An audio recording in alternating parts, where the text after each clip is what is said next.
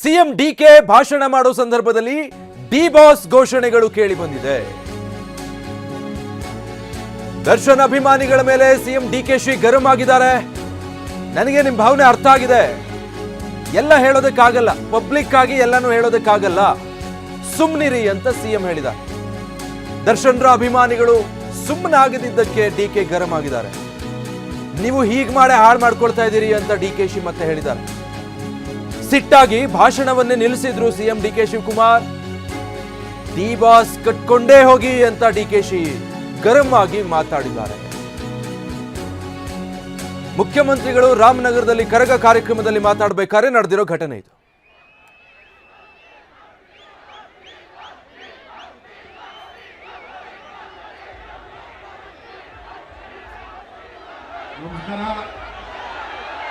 ನಮಸ್ಕಾರ. ಆಯ್ತು, ನಿಮ್ಮ ಭಾವನೆ ನನಗೆ ಅರ್ಥ ಆಗಿದೆ. ಮಾತಾಡ್ತಾ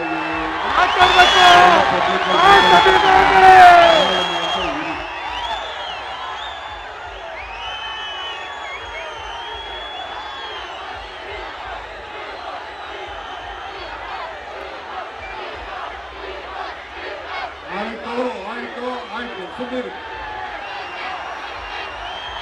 ಗೊತ್ತಾಯ್ತು ನನಗೆಲ್ಲ.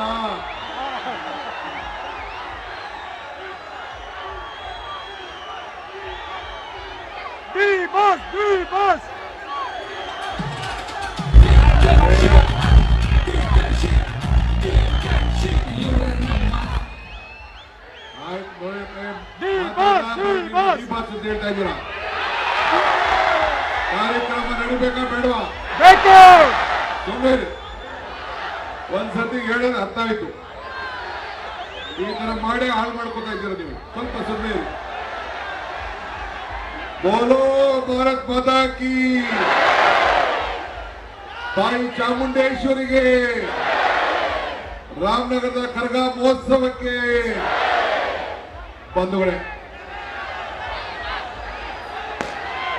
ಹೋರ ಸುಮ್ಮನೆ ಸಾಕು.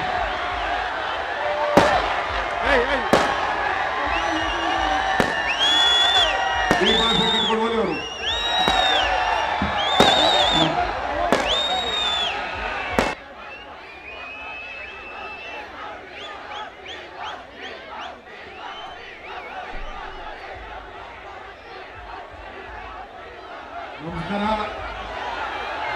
ನಮಸ್ಕಾರ. ಆಯ್ತು, ನಿಮ್ಮ ಭಾವನೆ ನನಗೆ ಅರ್ಥ ಆಗಿದೆ. ಮಾತಾಡ್ತಾ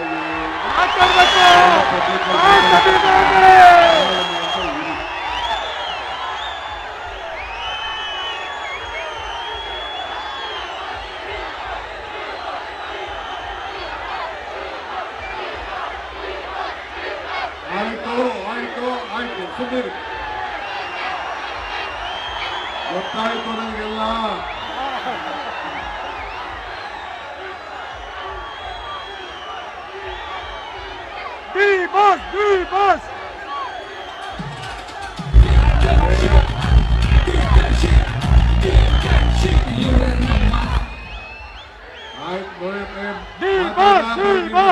ಹೇಳ್ತಾ ಇದ್ದೀರಾ? ಕಾರ್ಯಕ್ರಮ ನಡಿಬೇಕಾ ಬೇಡವಾ? ಸುಮ್ಮನೆ ಒಂದ್ಸತಿ ಹೇಳಿದ್ರೆ ಅರ್ಥ ಆಯ್ತು. ಈ ತರ ಮಾಡಿ ಹಾಳು ಮಾಡ್ಕೊತಾ ಇದ್ದೀರ ನೀವು. ಸ್ವಲ್ಪ ಸುಮ್ಮನೆ. ಬೋಲೋ ಭಾರತ್ ಮಾತಾ ಕಿ, ತಾಯಿ ಚಾಮುಂಡೇಶ್ವರಿಗೆ, ರಾಮನಗರದ ಕರಗ ಮಹೋತ್ಸವಕ್ಕೆ ಬಂಧುಗಳೇ. ಹೋರ ಸುಮ್ಮನೆ ಸಾಕು.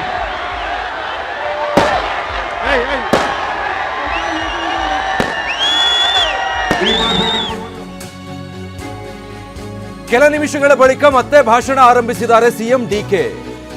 ದರ್ಶನ್ರ ಅಭಿಮಾನಿಗಳಿಗೆ ಕಿವಿ ಮಾತು ಹೇಳಿದ್ದಾರೆ ಸಿಎಂ. ಇದು ಪವಿತ್ರ ಸಭೆ, ನಿಮ್ಮ ಅಭಿಮಾನಕ್ಕೆ ನಾನು ಗೌರವಿಸ್ತೀನಿ. ಕೋರ್ಟ್ ವಿಚಾರದಲ್ಲಿ ನನ್ನ ಮೇಲೆ ಒತ್ತಡ ಹಾಕಬೇಡಿ. ನಾನು ಸಿಎಂ ಆಗಿರಬಹುದು, ಆದ್ರೆ ರಾಮನಗರದ ಮಗ ನಾನು. ಹೀಗಂತ ಡಿಕೆ ಶಿವಕುಮಾರ್ ಒತ್ತಡಕ್ಕೆ ಮಣಿತಾ ಇದ್ದಾನೆ ಅಂತಾರೆ. ನಾನು ಹೇಗೆ ದೇವರಲ್ಲಿ ಪ್ರಾರ್ಥನೆ ಮಾಡಿದೆ, ನೀವು ಹಾಗೇ ದೇವರಲ್ಲಿ ಪ್ರಾರ್ಥನೆ ಮಾಡಿ. ಹೀಗಂತ ದರ್ಶನ್ರ ಅಭಿಮಾನಿಗಳಿಗೆ ಸಿಎಂ ಡಿಕೆ ಶಿವಕುಮಾರ್ ಕಿವಿ ಮಾತು ಹೇಳಿದ್ದಾರೆ. ಒಂದೆರಡು ಸಲ ಸುಮ್ಮನಾದ್ರು. ಅವರು ಕೂಡ ಸಾಕಷ್ಟು ತಾಳ್ಮೆ ಸಂಯಮ ವಹಿಸಿದ್ರು. ಆದ್ರೆ ಒಂದು ಹಂತದಲ್ಲಿ ಕಳ್ಕೊಂಡು ಇದು ಪವಿತ್ರವಾದಂತ ಸಭೆ. ನಿಮ್ಮ ಅಭಿಮಾನಕ್ಕೆ ನಾನು ಗೌರವ ಕೊಡ್ತೀನಿ. ಆದ್ರೆ ನೀವು ಕೋರ್ಟ್ ವಿಚಾರ ಇಲ್ಲಿ ನನ್ನ ಮೇಲೆ ಒತ್ತಡ ಹೇಳಕ್ ಹೋಗ್ಬೇಡಿ. ನನಗೆ ಭಾವನೆ ಗೊತ್ತಿದೆ. ನಾನು ಇಲ್ಲಿ ಕೋರ್ಟ್ ವಿಚಾರ ನಾನೆಲ್ಲ ಮಾತಾಡಕ್ ಆಗಲ್ಲ. ನಾನು ಇಲ್ಲಿ ನಿಮ್ಮ ಒಬ್ಬ ಸೇವಕ, ಇದು ಗಮನದಲ್ಲಿ ಇಟ್ಕೊಳ್ಳಿ. ನಾನು ಮುಖ್ಯಮಂತ್ರಿ ಇರ್ಬೋದು, ಆದ್ರೆ ರಾಮನಗರ ಜಿಲ್ಲೆಯ ಮಗ, ಆ ಮಗನನ್ನ ಹೆಂಗೆ ಕಾಪಾಡ್ಕೊಳ್ಬೇಕು ಆ ಕೆಲಸ ನೀವೆಲ್ಲ ಸೇರಿ ಮಾಡಬೇಕು. ನಿಮ್ಗೆ ಒಳ್ಳೇದಾಗ್ಬೇಕಾ? ಸುಮ್ಮನೆ ಇರಿ. ಇವೆಲ್ಲ ಏನ್ ಹೇಳ್ತಾರೆ ಮೀಡಿಯಾ ಅವ್ರು, ಏನ್ ಹೇಳ್ತಾರೆ? DK ಶಿವಕುಮಾರ್ ಒತ್ತಡಕ್ಕೆ ಮಣಿತಾ ಇದ್ದಾರೆ ಅಂತ ಹೇಳಿ ಬರ್ತಾರೆ. ಕಾನೂನು ಚೌಕಟ್ಟಲ್ಲೇ ನಾವೆಲ್ಲ ಕೆಲಸ ಮಾಡಬೇಕು. ಸ್ವಲ್ಪ ತಾಳ್ಮೆಯಿಂದ ಇರಬೇಕು, ಅಷ್ಟೇ ನಾನು ಹೇಳೋದು. ನಾನು ಹೆಂಗೆ ದೇವರ ಮೇಲೆ ಪ್ರಾರ್ಥನೆ ಮಾಡಿದ್ರೆ ನೀವು ಪ್ರಾರ್ಥನೆ ಮಾಡಿ. ಪ್ರಯತ್ನ ವಿಫಲ ಆದ್ರೂ ಪ್ರಾರ್ಥನೆ ವಿಫಲ ಆಗ್ಲಿಲ್ಲ ಅಂತ ಚಾಮುಂಡೇಶ್ವರಿ ಬೆಟ್ಟದಲ್ಲಿ ಹೇಳಿದ್ದೀನಿ. ಹೇಳ್ತಿದ್ದಾರೆ ನಾನು. ನೀವು ಹಂಗೆ ಚಾಮುಂಡಿಗೆ ಈಗ ಹೋಗಿ ಪ್ರಾರ್ಥನೆ ಮಾಡಿ, ಭಗವಂತ ತಾಯಿ ಒಳ್ಳೇದ್ ಮಾಡ್ತಾಳೆ. ಆಗ್ಬೋದಾ? ಇದು ಪವಿತ್ರವಾದಂತ ಸಭೆ. ನಿಮ್ಮ ಅಭಿಮಾನಕ್ಕೆ ನಾನು ಗೌರವ ಕೊಡ್ತೀನಿ. ಆದ್ರೆ ನೀವು ಕೋರ್ಟ್ ವಿಚಾರ ಇಲ್ಲಿ ನನ್ನ ಮೇಲೆ ಒತ್ತಡ ಹೇಳಕ್ ಹೋಗ್ಬೇಡಿ. ನನಗೆ ಭಾವನೆ ಗೊತ್ತಿದೆ. ನಾನು ಇಲ್ಲಿ ಕೋರ್ಟ್ ವಿಚಾರ ನಾನೆಲ್ಲ ಮಾತಾಡಕ್ ಮತ್ತೆ ಸ್ವಲ್ಪ ನಿಮಿಷ ಆದ್ಮೇಲೆ ಮತ್ತೆ ಮುಖ್ಯಮಂತ್ರಿಗಳು ಮಾತು ಮುಂದುವರಿಸಿದ್ರು. ಆಗ ಇದನ್ನೆಲ್ಲ ಹೇಳಿದ್ದಾರೆ. ಬಹಳ ಸೂಕ್ಷ್ಮವಾಗಿ ಅಭಿಮಾನಿಗಳಿಗೆ ಅರ್ಥ ಮಾಡಿಸೋ ಪ್ರಯತ್ನ ಮಾಡಿದ್ದಾರೆ. ಯಾಕಂದ್ರೆ ಕೋರ್ಟು ಕೇಸು ಅಂತಿರೋ ವಿಚಾರ ಅದು. ಈಗ ಮುಖ್ಯಮಂತ್ರಿಗಳ ಮೇಲೆ ಹಿಂಗೆ ಬಹಿರಂಗ ವೇದಿಕೆಯಲ್ಲಿ ಒತ್ತಡ ಹಾಕ್ಬಿಟ್ಟು ಮಾತ್ರಕ್ಕೆ ಏನು ಮಾಡೋದಕ್ಕೆ ಸಾಧ್ಯ ಇಲ್ಲ. ಪ್ರಾರ್ಥನೆ ಒಂದು ಮಾಡ್ಬೋದು ಅಷ್ಟೇ. ನಾನು ಯಾವ ತರ ಪ್ರಾರ್ಥನೆ ಮಾಡಿದೆ ಅದೇ ತರ ನೀವು ಪ್ರಾರ್ಥನೆ ಮಾಡಿ. ಚಾಮುಂಡಿ ಬೆಟ್ಟದಲ್ಲಿ ನಾನು ಏನು ಹೇಳಿದೆ? ಪ್ರಯತ್ನ ಫಲಿಸಿಲ್ಲ ಅಂದ್ರೂ ಪ್ರಾರ್ಥನೆ ಫಲಿಸುತ್ತೆ ಅನ್ನೋದು ಹೇಳಿದ್ದೀನಿ. ಹೀಗಾಗಿ ನೀವು ಕೂಡ ಚಾಮುಂಡೇಶ್ವರಿಲಿ ಬೇಡ್ಕೊಳ್ಳಿ. ಅದಷ್ಟೇ ನಮಗಿರೋ ದಾರಿ. ನಾವೆಲ್ಲ ಕೂಡ ಕಾನೂನಿನ ಚೌಕಟ್ಟಲ್ಲೇ ಕೆಲಸ ಮಾಡಬೇಕು. ನಾನು ಈ ರಾಜ್ಯದ ಮುಖ್ಯಮಂತ್ರಿ ಇರ್ಬೋದು, ಆದ್ರೆ ನಾನು ರಾಮನಗರದ ಮಗ, ನನ್ನ ಕಾಪಾಡ್ಕೊಳ್ಳೋದು ನಿಮ್ಮ ಜವಾಬ್ದಾರಿ ಅಂತ ಹೇಳಿದ್ದಾರೆ. ಯಾವಾಗ 2-3 ಸಲ ನಿಮ್ಮ ಭಾವನೆ ಅರ್ಥ ಆಗುತ್ತೆ ನನಗೆ, ಸುಮ್ಮನಿರಿ, ಎಲ್ಲವನ್ನೂ ಇಲ್ಲಿ ಮಾತಾಡಕ್ಕಾಗಲ್ಲ ಪಬ್ಲಿಕ್ ಆಗಿ ಅಂತೆಲ್ಲ ಸೂಕ್ಷ್ಮವಾಗಿ ಹೇಳೋ ಪ್ರಯತ್ನ ಮಾಡಿದ್ರೂ ಕೂಡ ಘೋಷಣೆಗಳು ನಿಂತಿರಲಿಲ್ಲ.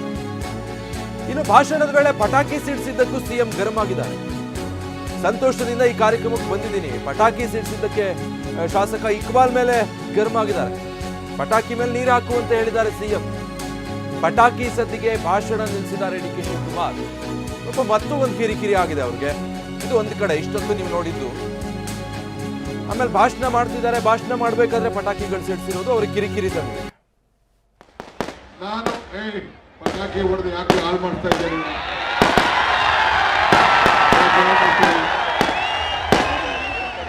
ಯಾರು ಮನೆ ಹಾಳಾಗಿರಲ್ಲ.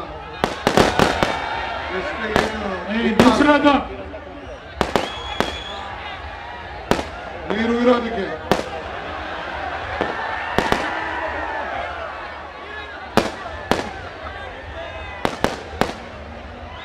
ಮಾತಾಡಿ.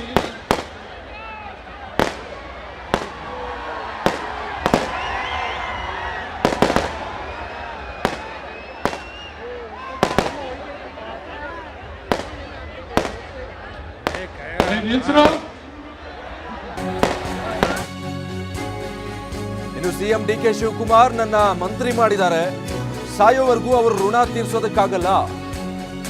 ಇದೇ ಕಾರ್ಯಕ್ರಮದಲ್ಲಿ ಸಚಿವ HC ಬಾಲಕೃಷ್ಣ ಭಾಷಣದಲ್ಲಿ ಹೇಳಿದ್ದಾರೆ. ಈ ಜಿಲ್ಲೆಯ ಮಣ್ಣಿನ ಮಗ DKಶಿಗೆ ಶಕ್ತಿ ಕೊಟ್ಟಿದ್ದಾರೆ. ರಾಜ್ಯದ ಆಳುವ ಶಕ್ತಿ DK ಶಿವಕುಮಾರ್ ಕೊಟ್ಟಿದ್ದಾರೆ. DK ಸೋದರರ ಮಾರ್ಗದರ್ಶನದಲ್ಲಿ ಅಭಿವೃದ್ಧಿ ಮಾಡ್ತೀನಿ ಅಂದಿದ್ದಾರೆ. ನನ್ನನ್ನ ಇವತ್ತು ಅವರು ಮಂತ್ರಿಯನ್ನಾಗಿ ಮಾಡಿದ್ದಾರೆ. ಅವರ ಋಣವನ್ನ ನಾನು ಸಾಯವರೆಗೂ ಕೂಡ ತೀರಿಸಲಿಕ್ಕೆ ಸಾಧ್ಯ ಇಲ್ಲ ಅಂತಕ್ಕಂಥ ಮಾತನ್ನ ಈ ಸಂದರ್ಭದಲ್ಲಿ ಹೇಳಲಿಕ್ಕೆ ಇಷ್ಟಪಡ್ತೇನೆ. ಪ್ರಾಮಾಣಿಕವಾಗಿ ಹೇಳ್ತೇವೆ, ಈ ಜಿಲ್ಲೆಯ ಅಭಿವೃದ್ಧಿಯನ್ನ ಏನು DK ಸೋದರರಿದಾರಲ್ಲ ಅವರ ನಾಯಕತ್ವದಲ್ಲಿ, ಅವರ ಮಾರ್ಗದರ್ಶನದಲ್ಲಿ ಈ ಜಿಲ್ಲೆಯನ್ನ ಸರ್ವತೋಮುಖವಾದ ಅಭಿವೃದ್ಧಿಯನ್ನ ಮಾಡೇ ತೀರ್ತೇವೆ ಅಂತಕ್ಕಂಥ ಮಾತನ್ನ ಆ ತಾಯಿಯ ಚಾಮುಂಡಿ ಮೇಲೆ ಆಣೆಯನ್ನ ಇಟ್ಟು ಅವಳ ಪಾದಗಳಿಗೆ ನಮಸ್ಕಾರ ಮಾಡಿ ಹೇಳಲಿಕ್ಕೆ ಇಚ್ಛೆ ಪಡ್ತೇನೆ. ನಾನು ಮಂತ್ರಿ ಅಲ್ಲ, ಇಕ್ಬಾಲ್ ಹುಸೇನ್ ಅವರು ಮಂತ್ರಿ. ನಾವ್ಯಾರು ಕೂಡ ಮಂತ್ರಿ ಅಂತಕ್ಕಂಥದ್ದು ನಾವೆಲ್ಲ ಒಂದೇ. ಈ ಜಿಲ್ಲೆಯ ಇರ್ತಕ್ಕಂಥ 4 ಜನ ಶಾಸಕರು ನಾವೆಲ್ಲ ಒಂದೇ. ನಾನು ಮಂತ್ರಿ, ಅವರು ಶಾಸಕರು ಅಂತಕ್ಕಂಥ ಭೇದ ಭಾವ ಬೇಡ.